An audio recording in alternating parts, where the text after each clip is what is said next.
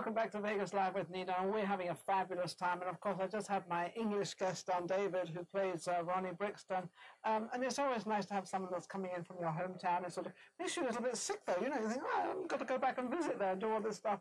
But now I have Mark O'Brien with me. Mark O'Brien, he's a writer actually, he's an author, and he's got a couple of books here which we're going to find out exactly what they are. One is The Final Fence, Sophomores in the Saddle, and the other one is A Special Person to Ride, which means it's a horse, I think. Equestrian horse, absolutely. Equestrian. Is that you riding it? That was me in college about 30 years ago.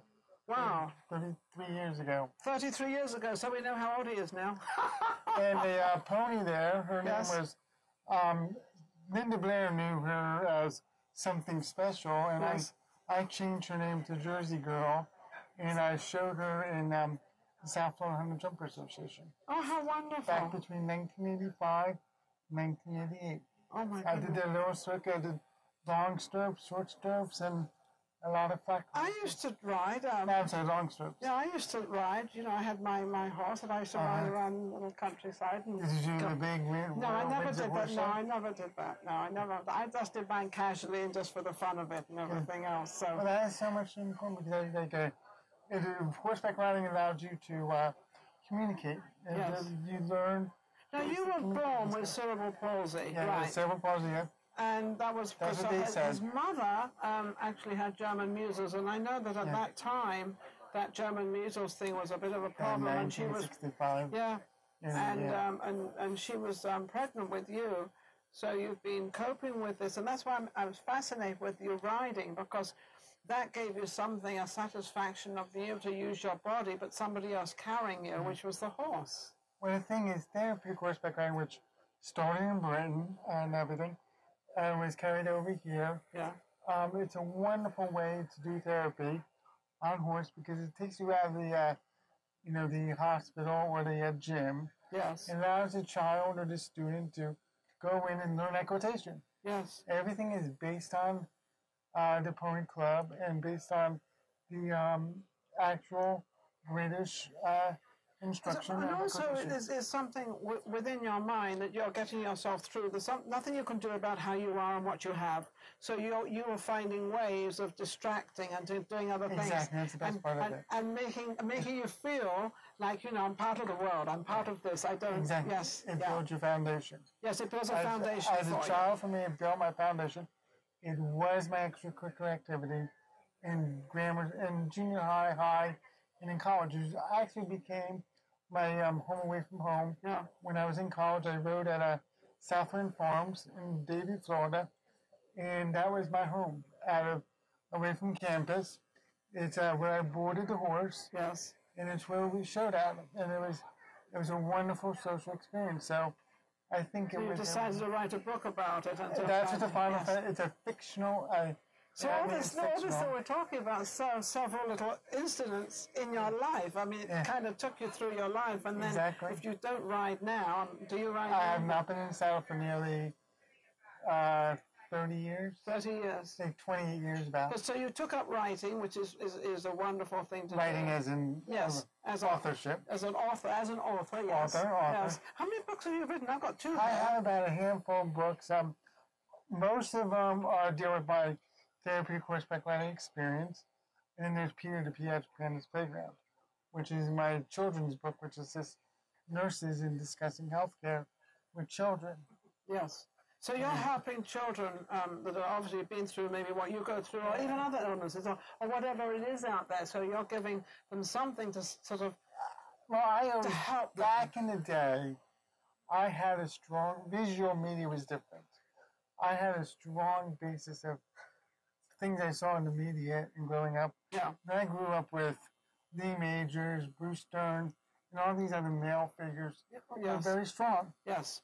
I also grew up during the end of the Vietnam War, so that was another. I had disabilities where the whole thing changed. That's when adaptive sports started up and everything was back then because we had the people coming out of Vietnam. Yes, of course, the injured. I mean, injured and mental and everything across the board. And what happened is I had that aura, so the disability was very, when physical therapists were aggressive and everything. And things are different in the late 60s. Different and then than it is now, yeah, totally.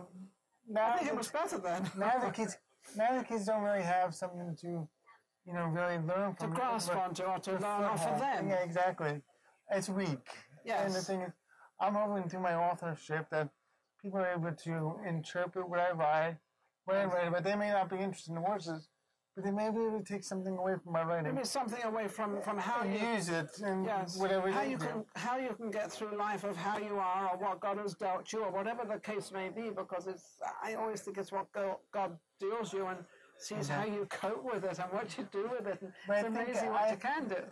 But I think that what the person has to understand is it's not that you are a part of that class. Yes. That kindergarten class, you're not disabled, you're not a special needs student.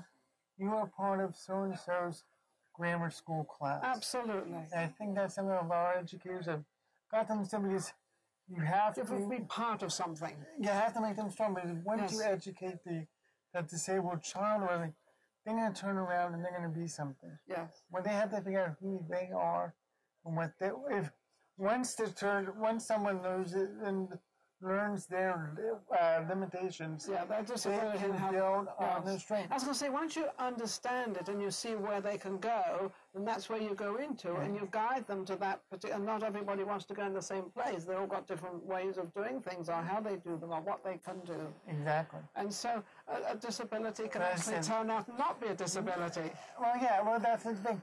Like, the disability most likely is not your fault, also. Of course not. It wasn't your fault. It wasn't my fault. So once you come to figure that out, and you're an innocent man, then, or an innocent person, then you have to, then you can feel closure, and then you say, well, I'm that college graduate, or I'm that graduate of so-and-so school, or whatever. And once his achievements start rolling in, then you put the disability on the backside. And that's something that's not part of what you're trying to do now. Once you learn that, that's a great message out there. Once you learn and understand who you are and what you are, and once you get that away, and then you can actually move forward with who you are and what you want to do. Exactly. You clear the deck. And the people at Austin Macaulay, which is in London, they were kind enough to publish The Final Fence. The sophomores in the saddle, they're taking unsolicited manuscripts, and they are looking for writers, and they treat you really well. They let you, they let you be the writer, and they're just the proofreader. And they're proofreader, and they help you go through it. I've got to find out who these people are, because I'm a sonnet writer. Yeah, exactly. I write sonnets. That's poetry, right? You like poetry, right? That's poetry, right? I don't know. I just write things. But the thing is, they do a wonderful job. Yes. And they... they made a book out of it. Yeah, they do. Yeah, they allowed me to do... Like, I wrote it, mostly copy of the back and everything. So they did not really change what my message is. So if you're looking for an independent writer experience and you want to not argue with editors about what to put in... I think A&M or A&M, I remember that. A&M, if you're an author out there and you want some help, they are looking for writers. A&M, they're looking for writers. They're out of England. Exactly. Absolutely. See, the British are out there to help again. Wonderful. Yeah, they're out to help again. So what is your challenge now? What are you working on right now? Right now, I'm challenging marketing. They say marketing the book. Marketing the book. I call it sending out my message. Oh, well, that's you're entitled to have your own thing. You're a writer. You're somebody that creates and somebody that knows what you want out there. Exactly. So, of course, they have social media now. So you've got a lot of stuff. There's a lot of places this can go. And I think not only for people that are disabled, but I also think for people that are in the business of being a jockey or being a rider. Equestrian and jockey are different things. Jockey, But as I said, I do compare the two things, since there are backgrounds in my actual professional and recreational life. Both the jockeys and the Grand Prix riders have been wonderful and supportive. But because they have accidents. They have accidents, and then they end up... In fact, the true story is, when I left South Florida Hunter Jumper Association, I won the Aaron Meakin Perpetual Trophy. and that was in 1987. Oh, A couple of years ago, a couple of years later, Margie Goldstein, who's now Margie Engel, won the same award. So that's how close we are. And like a lot of Grand Prix riders have been, when I was starting out my professional career, have been very professional with me and very kind with me. And same with the jockeys. They have challenged me and made me a better journalist and everything. And I think that so you've had a lot of people sort of help you, a lot of friends come in, a lot of people understand. That's always developed through therapeutic horseback riding. And as I said, when you respect other people, the respect comes back. To you. That is another thing that's important. Is there's a part to being a rebel and disabled or whatever, but there's also sitting back and being respectful. Yes. And once you hone those skills, and it's okay to be angry. Yes, but I think I think you gave the message. Mark gave the message at the very beginning. He says once you find out who you are, and once you find out the situation, you put it all through your body, and because this is all we have. We have nothing else. So we've got cars, we've got houses, we've got stuff, but that's just stuff.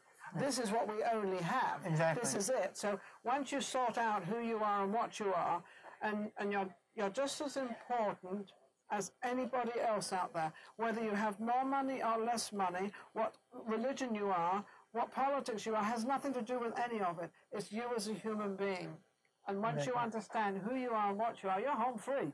Exactly. And you're home free. And you're very comfortable. There's a word for that, and it's closure. Closure. Oh, closure. Closure, a very strong word right now. Yes. And I think if you look at my author works, my whole portfolio is sort of about how to get that closure. So when you get that closure, you're free. Exactly. So you're writing another book? Well, I'm under contract. Austin McCall put that out. It's going to be a 3-part series. Okay. And the next part is called Grooming and Growing Up. Okay. And I need to sign a contract on that with A&M, but as I said, we're going to work out a few things. Make sure I have successful sophomores in the saddle. Yes. And the third part is going to be called like Social Security or something, like Social Security or something like that. Okay. Because you learn, as the story goes on, you learn about how the classroom can become a security blanket. Okay. Just like the horse shows can become a security blanket. So it's socializing out there and becoming secure. So that's the 3 part of the story.